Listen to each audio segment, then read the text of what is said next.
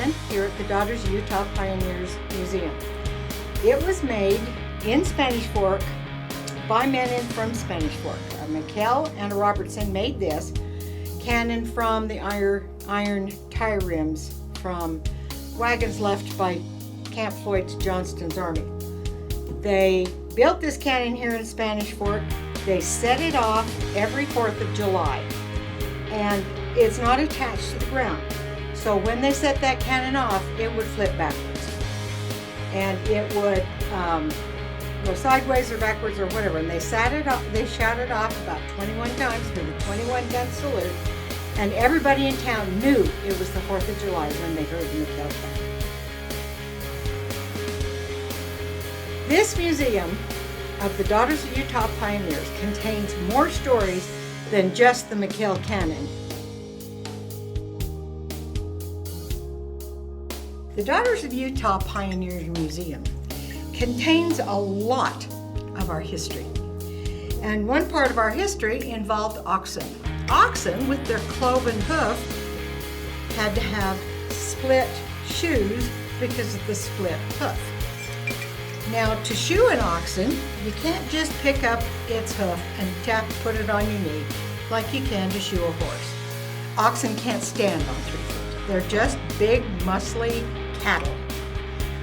So what they would do, and I love this, they would run a leather belt or some kind of wide belt under the oxen, 2 of them, and run that rope from those belts up through a lot of pulleys because it lightened the load.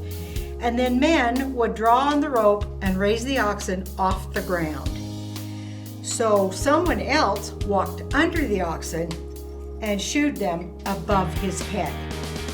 And a lot of people probably let their oxen go barefoot because of that, but this is the ox shoe we had in here.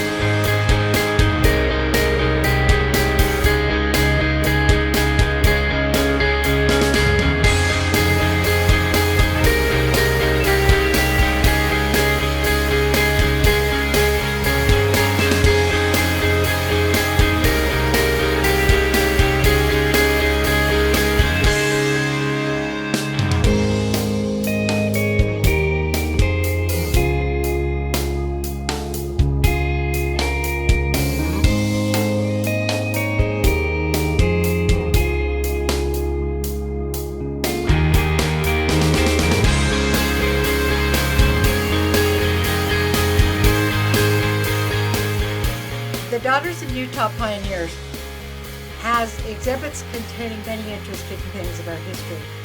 And one is the fact that the silk industry was here in Spanish Fork. Local Relief Society women were asked to raise the silkworms on mulberry leaves from the trees they planted locally. Then they processed the silk after it had been woven into a little cocoon and unwound the silk from the cocoon. And then it was given to weavers, and weavers wove fabric. Silk is very difficult to work with. It was hard to make any money. The silk industry eventually died in Spanish Fork.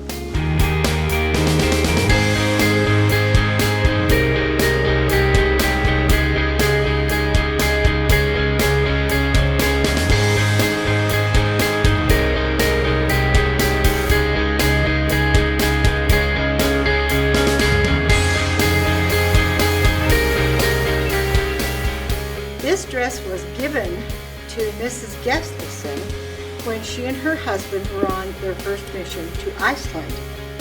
And it was about 100 years old when they were given it.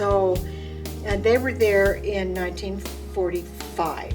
So we've got this incredible piece of our history. The Icelanders, this is the only place they settled, was in Spanish Fork.